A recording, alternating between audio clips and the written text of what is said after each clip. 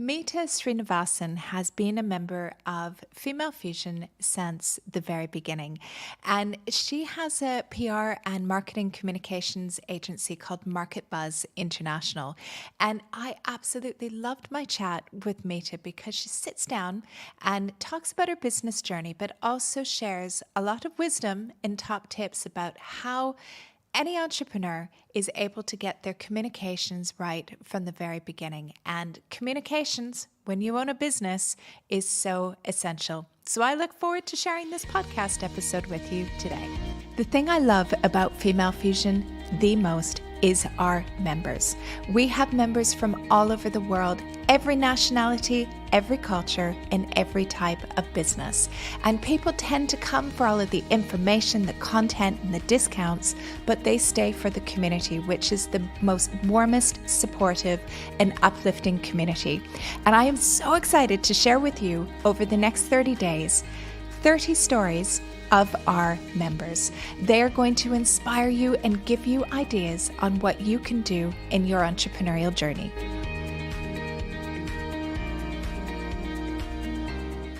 Welcome to another episode of Women on the Rise. And today I am joined by Mita Srinivasan, who is the founder of Market Buzz PR and a member of Female Fusion. Welcome to the podcast, Mita. Thanks, Jen. Thanks for having me. I'm so pleased to have you join me because you are one of our original founding members of Female Fusion. And you're also a bit of a legend in the UAE, especially in Dubai. Within the PR scene, you have a PR marketing agency. Maybe you could just tell everybody a little bit about you and about the business that you have. Yeah, so as I keep telling a lot of people, I'm an accidental entrepreneur. Aren't we all?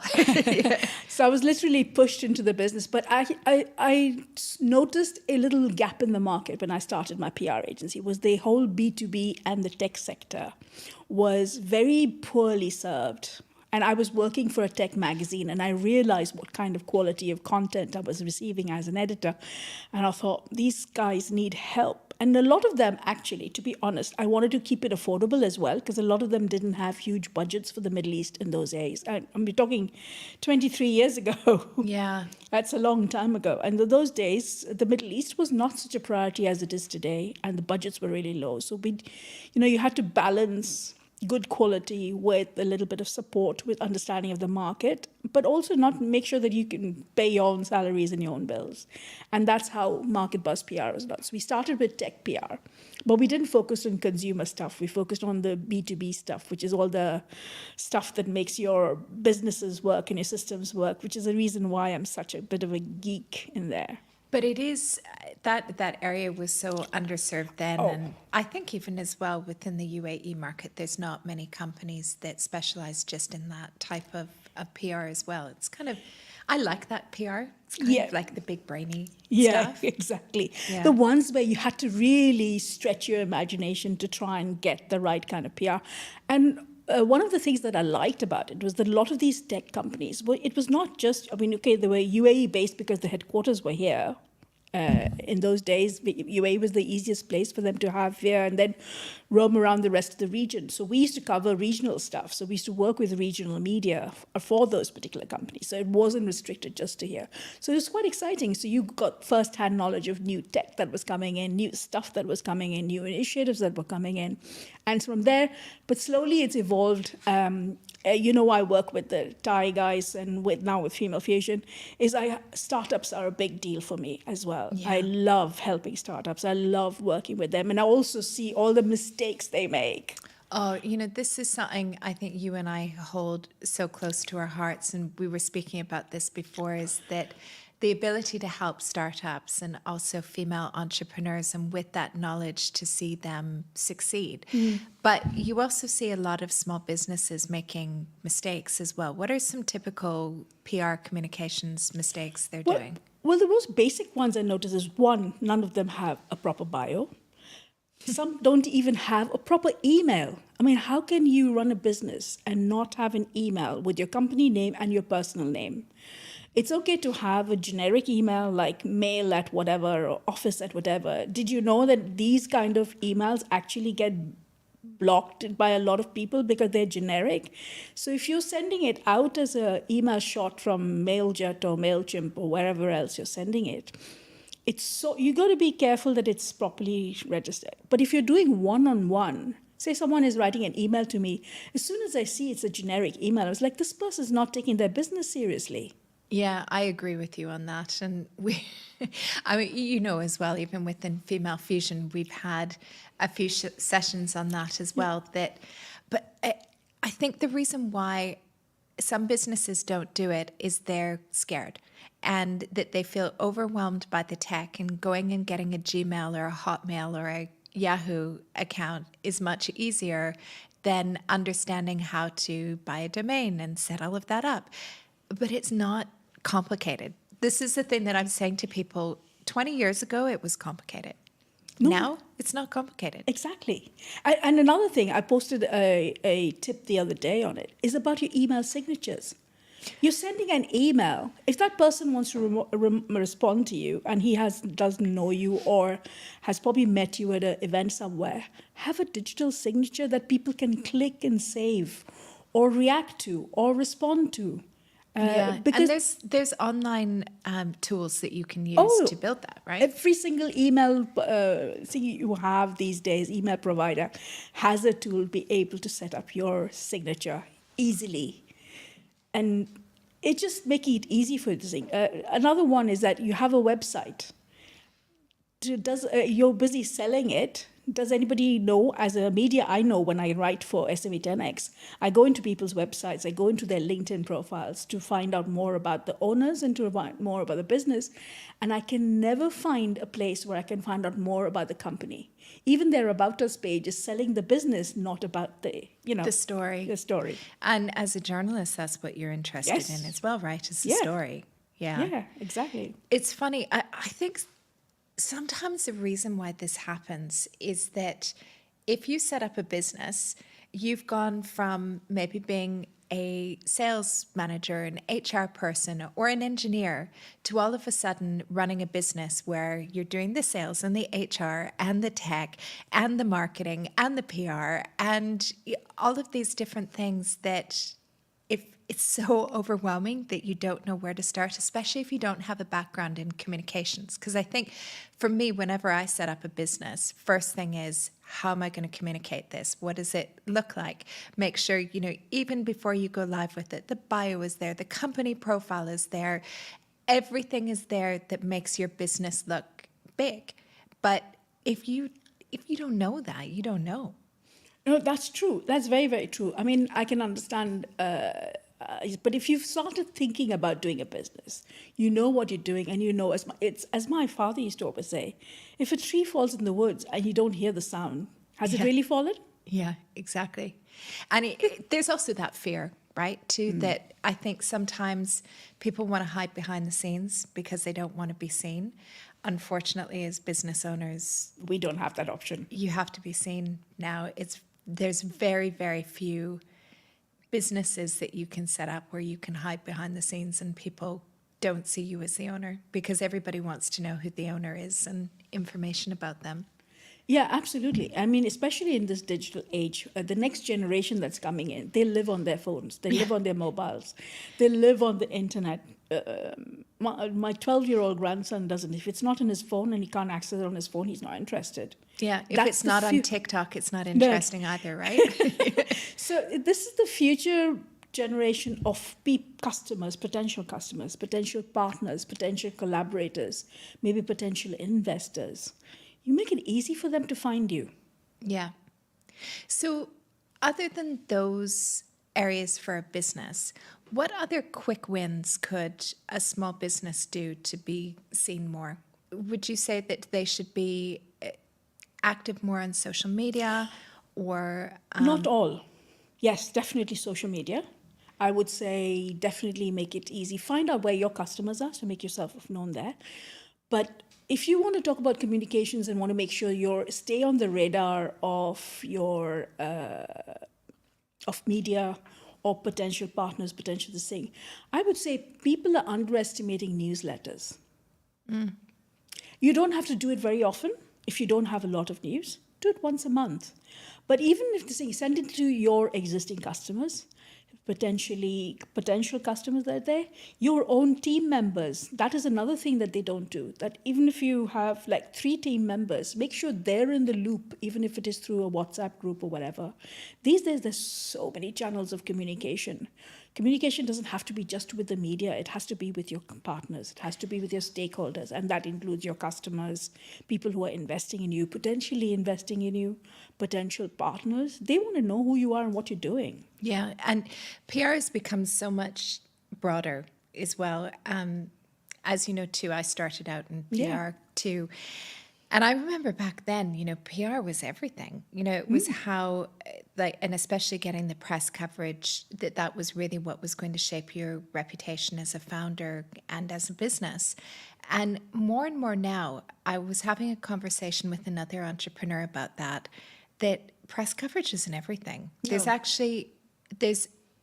actually much better ways that you can get in front of your customers that's still PR and communications, rather than sending out a press release or sitting down and doing an interview with the journalist for a publication that maybe you have a bit of vanity and you can go, "Ooh, I was in this, I was on TV, I was on radio, here's this article." But if your audience isn't seeing it, if your customers aren't seeing it, as you were saying as well, if a tree falls in the forest and nobody hears it, if your target audience isn't watching that news program, do you really want to do it? Exactly. I absolutely agree. And it has changed so much. Before we were focused as PR agency, we were focused on media relations. They're still important. I'm not saying they're not important. But media relations was a means for us to reach the audience we wanted. The target audience, our clients, our customers, that's who we wanted to reach, to influence their decisions, to let them know what we were up to. Now we have social media, we have LinkedIn, we have newsletters, we have editorials and blog posts that we can do and post on other things. So there's a lot of different ways that we can do, that we can actually communicate these. And we don't need to do it. We can do it directly with the customers that we want to do. Isn't that so much nicer? Oh, much nicer. I remember starting out in PR, and one of my very first jobs would have to be that you would pick up the phone and call the journalist and be like, "Hi, did you get my press release? Do you want to speak with the spokesperson?" And I just remember how awful that was, and probably the journalist on the other end of the phone as well was like, "Ugh, not another PR, not another PR person," right? And exactly. You don't need that now. You don't need to be seen by doing that anymore. Exactly. What you need now is to cultivate a few choice ones and have conversations. Yeah. And regular conversations, deeper conversations where you just drop them a line. A journalist actually told me, I send once a month a quick email giving a summarization of the customers I work with, a summarization of some of the topics and announcements that are coming up. I hate press releases. Yeah, me too. It's just, they're awkward, right? I sent the last email I sent to the journalists. I sent over there, no journalists were harmed in the sending of press releases last month. And I got replies back from at least 10, 12 of them. They said, "I love that line." Because they hate press releases, right? Because it's not personalized to them. Yeah. It's not catered to them. And that means they don't care, unless... So what would be your top tips for a founder who wants to maybe grow their business? How would they be seen more? What would be your top tips to get out there and be seen more? First, I would say pick a social media that is really, really close to where your customers are. Make sure your profile is easy to find and updated. Make sure contacts are easily found and updated and contactable. Make sure that you post quite regularly. It doesn't have to be every day, in my opinion. It can be once a week, but make sure it's consistent on a regular basis, and don't do a sales pitch. Talk about something that somebody can take away, and then they'll come back to you. Consistency is so important, and not doing the hard sell. Yes, absolutely. I mean, nobody wants to be, you don't want to be hard sold. They don't want to be hard sold.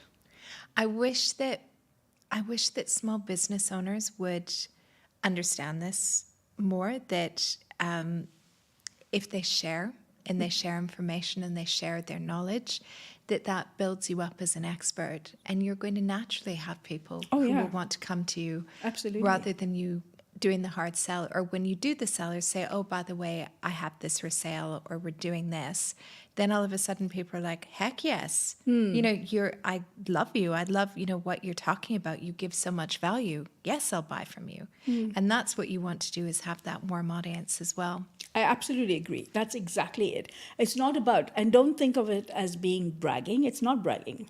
No. You're just talking about something that you feel strongly about and passionately about, and that comes through in a post that says, you should do this because this is great. This is what happens when you do this, and this helps you. Yeah. And then they'll come back to you again. Yeah, absolutely. Now, you have been a member of Female Fusion since the beginning. How has the experience been? What do you like about Female Fusion? I love the way it's been evolving. I love the bit that you started, which is the paid membership, because it means there's so much more value in there.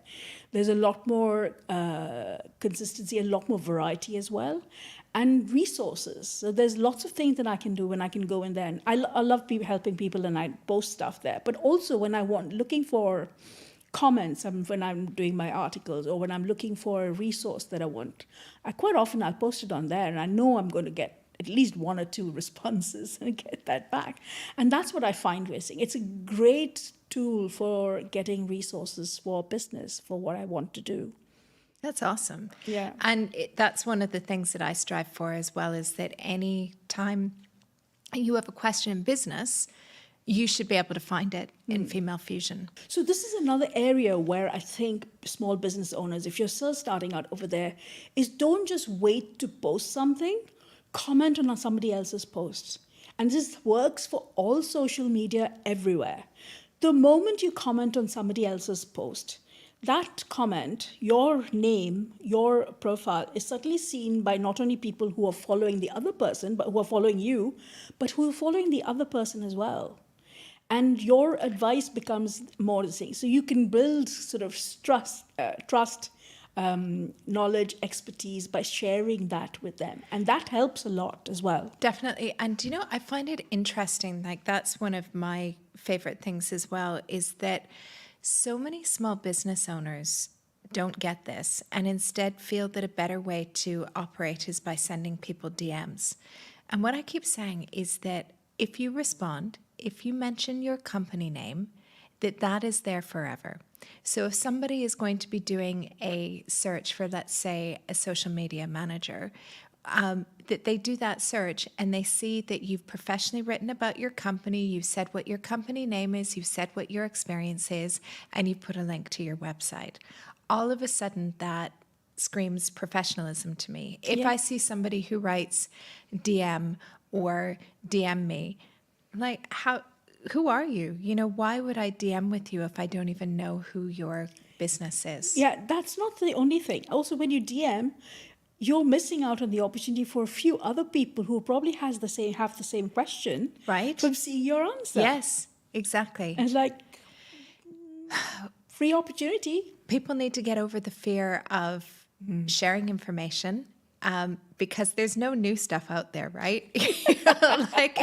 It's not like you are holding, trademarked information about something. Yeah, not in this day and age, not anymore. Right? Just go and share that information. Yeah. So then you start to build up that name and the reputation as being always the helpful person. There was a post that you did, which I think I saw it on LinkedIn rather than anywhere else, where you said the people who want to imitate you will do it anyway. Yeah. But what makes the difference is you and how you execute it. Yeah. That resonated with me big time. And that's what people need to understand. Whatever you're doing, you're adding your take on it. Nobody can do that other than you. Yeah. And they can copy all that they want. No. But it's not going to be the same thing. No. Exactly. Never. Mita, it has been such an honor to speak with you. Thank you for sitting down with me today on Women on the Rise. I loved it. Thank you very much for having me. You're welcome. Thanks for listening to the Women on the Rise podcast and our 30 most inspiring female entrepreneurs. If you are inspired by today's episode, why not come and join us in Female Fusion? We would absolutely love to have you. This is where you will be able to connect with the most incredible female entrepreneurs who are all committed to building a most profitable business. All you need to do is head over to femalefusionnetwork.com/join. I look forward to seeing you on the inside.